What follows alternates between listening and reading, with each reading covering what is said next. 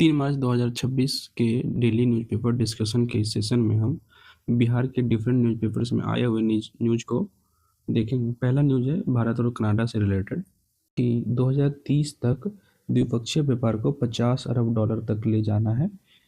2030 तक कितने डॉलर तक द्विपक्षीय व्यापार को ले जाना है? 50 अरब डॉलर तक ले जाना है। इसके साथ साथ ये देखो, कनाडा की एक कंपनी है कैमेको। कनाडा की कंपनी का क्या नाम है? कैमेको के और इंडियन गवर्नमेंट के बीच एक समझौता हुआ है 2.6 अरब अमेरिकी डॉलर का, जिससे कि 2027 से 2035 तक भारत को परमाणु ऊर्जा उत्पादन के लिए 2.2 करोड़ पाउंड यूरेनियम की आपूर्ति की जाएगी। तो एग्जाम के पॉइंट में इस पॉइंट को अच्छे से याद रखना। अब भारत सरकार और कनाडा की कंपनी है कैमेको 2027 से 2035 तक परमाणु ऊर्जा उत्पादन के लिए इसे समझौता किया गया है। इसके साथ साथ परमाणु ऊर्जा के लिए यूरेनियम आपूर्ति और रेयर अर्थ मिनरल्स जो होता है दुर्लभ खनिज और ऊर्जा आपूर्ति के संबंधित टोटल 8 समझौते पर हस्ताक्षर हुआ है। तो इस आर्टिकल से बस इतना ही है। एग्जाम में तुमको ये पूछ सकता है भारत और कनाडा की कौन सी कंपनी के बीच यूरेनियम मतलब परमाणु ऊर्जा उत्पादन के लिए किस कंपनी के साथ समझौता हुआ? तो कैमेको। और कैमेको कहाँ की कंपनी है? तो ये ईरान की है। और दूसरा पॉइंट जो है, 2030 तक जो बायलैटरल ट्रेड है इसको 50 अरब डॉलर तक ले जाने का टारगेट रखा है। तो चलो अब नेक्स्ट न्यूज़ देखते हैं।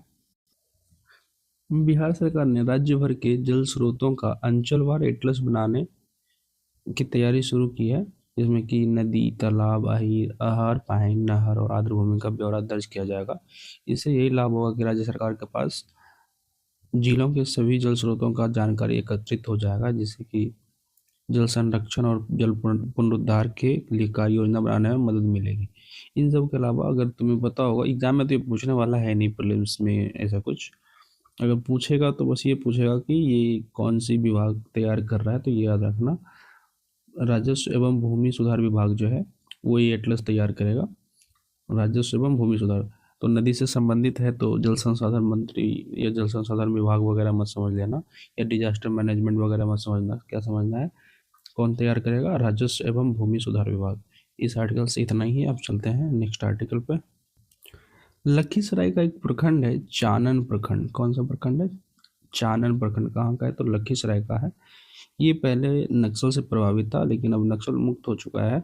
तो राज्य सरकार ये सोच रही है कि चानन को पर्यटन स्थल के रूप में डेवलप किया जाएगा। तो एग्जाम में ये पूछेगा चानन जो पर्यटन स्थल के रूप में डेवलप करने के लिए चुनी गई है, ये किस जिले में है? तो लखीसराय में है।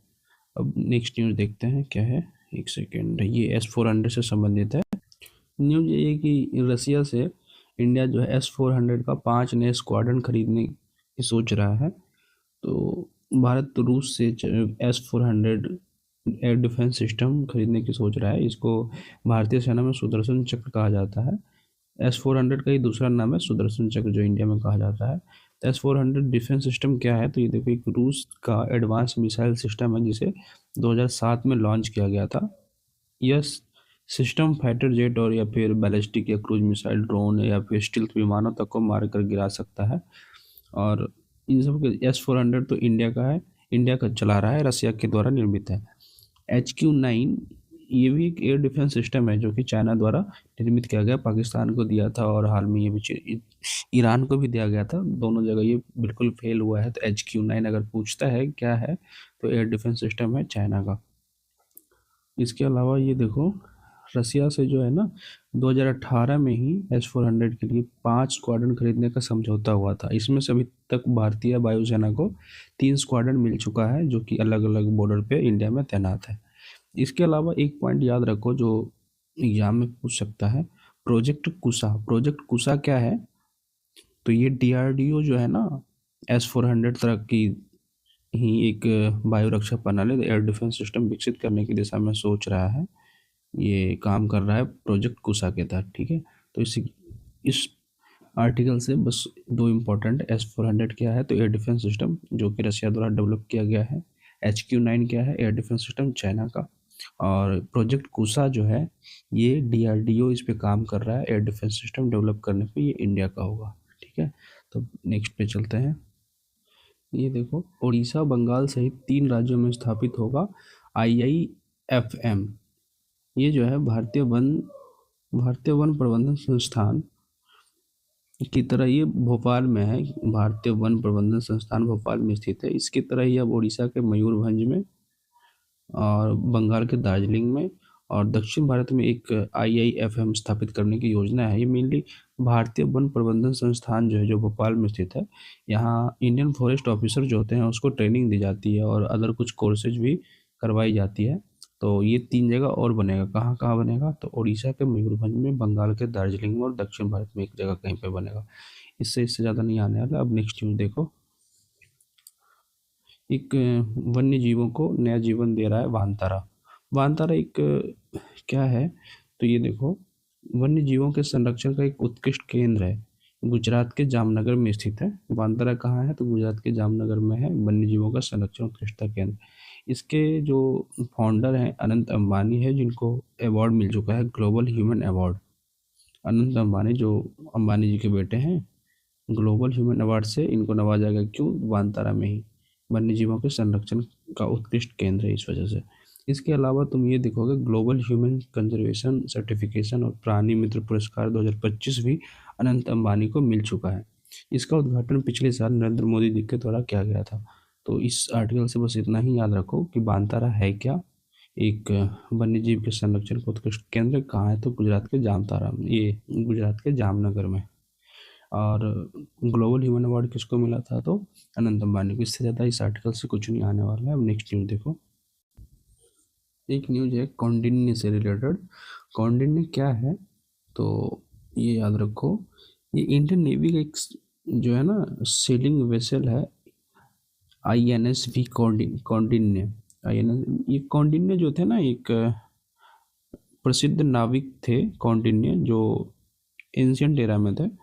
और ये अभी हाल ही में ओमान की पहली विदेश यात्रा का समापन करके मुंबई के नेवी डॉकयार्ड में पहुंचा है। इस यात्रा का उद्देश्य बस यही था कि प्राचीन व्यापार मार्ग जो था ना, उसका अनुसरण करना है और ओमान के बीच, भारत और ओमान के बीच संबंधों को सुधार करना है या नए स्तर पर ले जाना है। और ये जो कौंडिन्य है सेलिंग वेसल इंडियन नेवी का, ये पोत 5वीं सदी की अजंता गुफाओं में चित्रित एक दृश्य से प्रेरित है। इसे भारतीय नौसेना की देख रेख में पारंपरिक कारीगरों के सहयोग से बनाया गया है, जो पारंपरिक शिल्पकला और आधुनिक नौसैनिक मान्यता का अनूठा मिश्रण है। और इस पुत का नाम प्रसिद्ध नाविक कौंडिन्य के नाम पर रखा गया है। तो ये याद रखो, अगर कौंडिन्य पूछता है तो क्या है, तो ये इंडियन नेवी का सेलिंग वेसल्स है, जिसने हाल ही में भी ओमान की पहली यात्रा करके मुंबई में मतलब मुंबई पहुंचा है। ठीक है, अब नेक्स्ट न्यूज़ देखो। बंगाल में SIR चल रहा है, special intensive revision. Voter list का नाम अपडेट किया जा रहा है। तो ये हमारे न्यूज़ के इम्पोर्टेंट नहीं है एग्जाम की दृष्टि से, लेकिन वहाँ एक मटुआ कम्युनिटी है। कहाँ है? तो ये वेस्ट बंगाल में है मटुआ कम्युनिटी। ये अनुसूचित जाति है हिंदू शरणार्थी समुदाय का, जो कि दक्षिण बंगाल में उत्तर परगना या फिर नाडिया जिला में और कुछ बंगाल के अदर हिस्सों में भी निवास करते हैं। मटुआ कम्युनिटी है। इसको सही से राइट्स नहीं मिल पा रहा है, वोटिंग राइट्स, इस वजह से ये चर्चा में है। एक बार किसी एग्जाम में पूछ भी लिया था कि मटुआ कम्युनिटी का संबंध किस राज्य से है, तो याद रखना वेस्ट बंगाल से है। ये देखो, 12 दिवसीय एक जनजातीय कला उत्सव हो रहा है। कहाँ? तो नई दिल्ली के त्रावणकोर पैलेस में। इसमें संबोधित कर रहे थे केंद्रीय जनजातीय मामले के मंत्री हैं जुअल ओराम जी। केंद्रीय मंत्री कौन है जनजातीय मामला के? जुअल ओराम जी संबोधित कर रहे थे। किसका? तो नई दिल्ली में जो आयोजित हुआ जनजातीय कला महोत्सव या जनजातीय कला उत्सव। बस इससे ज़्यादा नहीं पूछा जाएगा। अगर पूछा जाएगा तो जनजातीय कला उत्सव कहाँ मनाया गया, तो ये दिल्ली में। इसमें एक न्यूज है इंपॉर्टेंट, ये देख लो। सोहराई आर्ट का संबंध कहाँ से है? सोहराई आर्ट का संबंध है झारखंड से। मेनली सोहराई झारखंड के एक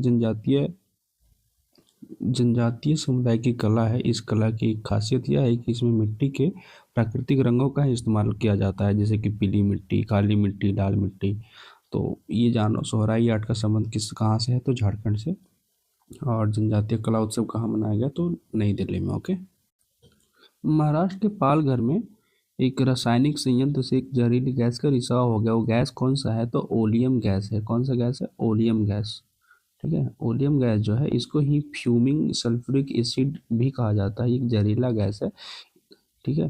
तो इसका अगर एग्जाम में पूछेगा तो ये ध्यान रखना, इसका फॉर्मूला होता है H2SO4 इंटू XSO3। ठीक है।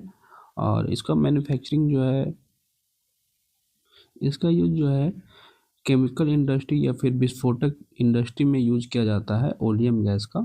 ठीक है। इसका फॉर्मूला याद रखना H2SO4 इंटू XSO3। इससे ज़्यादा इसमें पूछेगा नहीं। अगर पूछेगा ओलियम गैस का रिसाव कहाँ हुआ था तो याद रखना महाराष्ट्र के पालघर में। ठीक है। अब नेक्स्ट न्यूज़ देखो। तीसरी तिमाही में चालू खाता घाटा जो है बढ़कर 13.2 अरब डॉलर हो गया है। तो अगर तुम्हें पता होगा कि करंट अकाउंट डेफिसिट क्या होता है, CAD, तो मेनली बस ये देखो, कोई भी देश आयात करता है और निर्यात करता है, तो अगर आयात की वैल्यू निर्यात की वैल्यू से ज़्यादा हो जाए तो उसे कहते हैं चालू खाता घाटा, मतलब करंट अकाउंट डेफिसिट। ठीक है। तो वही इंडिया का भी बढ़ के 13.2 अरब डॉलर हो गया है। ये कब हुआ है तो अक्टूबर से दिसंबर 2025 के दौरान ये बढ़ा है, जो कि GDP का 1.3% है। बट ये डाटा पूछेगा नहीं, जब एक साल का पूरा आएगा वो ज़्यादा इंपॉर्टेंट है। लेकिन बीबीएससी में एक बार यही लास्ट वाला डाटा पूछ लिया था, तो इस वजह से याद रखना। अभी गल्फ कंट्रीज में वार चल रहा है और उससे संबंधित न्यूज ना हो, ऐसा हो नहीं सकता है। ठीक है। तो अमेरिका ने जो ईरान पे बमबारी किया है या फिर अभी जो बमबारी कर रहा है, उसका क्या नाम दिया पता है? Operation epic fury. ये मैंने परसों भी कल बताया था। ऑपरेशन एपिक फ्यूरी नाम दिया है अमेरिका ने। और देख लो जो जो कुछ बॉम्बर या फिर ड्रोन जो यूज किया है उससे रिलेटेड एग्जाम में जरूर आएगा, ये इस बात का ध्यान रखना। इसलिए मैं डेली जिस पेपर से कलेक्शन होता है, चाहे वो दैनिक जागरण से हो या हिंदुस्तान से हो या प्रभात खबर से हो, सबको मैं डेली कुछ ना कुछ बता दे रहा हूँ ताकि एग्जाम में बस क्लिक कर जाए और तुम्हारा क्वेश्चन बन जाए। तो B2 स्टेल्थ बॉम्बर जो है ये अमेरिका का है। ठीक है। देखो वायुसेना का सबसे उन्नत बमवर्षक B2 स्टेल्थ तकनीक से लैस है और ये इंटरकॉन्टिनेंटल दूरी तय करके उड़ान भर सकता है और 4 जेट इंजनों वाला है। B2 स्टेल्थ बॉम्बर अमेरिका का। ओके। नेक्स्ट है LUCAS one way attack drone. ये low cost unmanned combat attack system है, जो कि लुकास का मतलब है कम लागत में बिना पायलट के संचालित होने वाला वन वे ड्रोन है, जो कि लक्ष्य को टारगेट कर दो और वहाँ से चला जाएगा। तीसरा जो विमान वाहक पोत यूज कर रहा है अमेरिका, US अब्राहम लिंकन ने इसको अरब सागर में रखा है और US जेराल्ड आर फोर्ड जो है इसको भूमध्य सागर मेडिटेरियन सी में रखा है। और अर्लबर्ग श्रेणी का विध्वंसक पोत का भी यूज कर रहा है। इसके अलावा ये देखोगे ईरान जो इतने ड्रोन यूज कर रहा है उसका क्या नाम है? शाहेद। शाहेद किसका ड्रोन है? तो ये याद रखना ईरान का है। Shahed 136 drone. अगर पूछा जाएगा शाहेद 136 क्या है तो ये ईरान का ड्रोन है और इसको ही सुसाइड ड्रोन भी कहा जाता है। किसको? शाहेद को ही सुसाइड ड्रोन भी कहा जा रहा है। ठीक है। नेक्स्ट देखो, कुछ और भी न्यूज है इसी से संबंधित। तो इजराइल का एक एडवांस्ड एयर डिफेंस सिस्टम का क्या नाम है? Iron beam. इजराइल का एडवांस डिफेंस सिस्टम का क्या नाम है? Iron beam. तुम यहाँ कंफ्यूज मत होना आयरन डोम से और आयरन बीम से, ये दोनों इजराइल का ही है, आयरन डोम और आयरन बीम। ओके। जो आयरन डोम है ये मिसाइल से मिसाइल को मारता है और जो आयरन बीम है ये लेजर से काम करता है। जैसे कि पहले रडार दुश्मन के रॉकेट को पता लगाता है, फिर एक सिस्टम ऐसा है जो कि लेजर बीम रॉकेट पर लॉक करता है, फिर उसको ध्वस्त करता है। इसके अलावा देखो ये हिंदुस्तान में दिया हुआ था लुकास ड्रोन, जो अभी पहले ऊपर पढ़े B2 बॉम्बर, ये से रिलेटेड। B2 स्टील्थ बॉम्बर तो ये पता है तुम्हें, वो सबसे उन्नत बमवर्षक है अमेरिका का। और एक ये देखो पैट्रियट इंटरसेप्टर जो है ये दुनिया का सबसे भरोसेमंद मिसाइल डिफेंस सिस्टम है। पैट्रियट इंटरसेप्टर क्या है? एक मिसाइल डिफेंस सिस्टम है, ये भी अमेरिका का ही है। और लुकास ड्रोन तो भी देखे ही। और थॉड एंटी बैलिस्टिक मिसाइल सिस्टम जो है ये बहुत कम ऊंचाई पर बैलिस्टिक मिसाइलों को मार गिराता है। इसके अलावा भी जो दिया है बट डिटेल नहीं दिया, तो ये भी मैं नहीं पढ़ूंगा, आगे आगे आने वाले दिन में अगर आता है तो मैं कवर कर लूँगा। बिहार के भोजपुर में एक पहल नामक स्पोर्ट्स कॉम्प्लेक्स का शिलान्यास किया गया। ये बिहार का पहला प्राइवेट स्पोर्ट्स कॉम्प्लेक्स है। कहाँ खोला गया? बिहार के भोजपुर जिले के कोइलीपुर में खोला गया, पहल नाम से स्पोर्ट्स कॉम्प्लेक्स है। ये पहला प्राइवेट स्पोर्ट्स कैंपस है बिहार का। ठीक। तो ये थी आज की कुछ इंपॉर्टेंट न्यूज़पेपर करंट अफेयर्स। तो कल फिर मिलेंगे कुछ नए न्यूज़ के साथ। Thank you.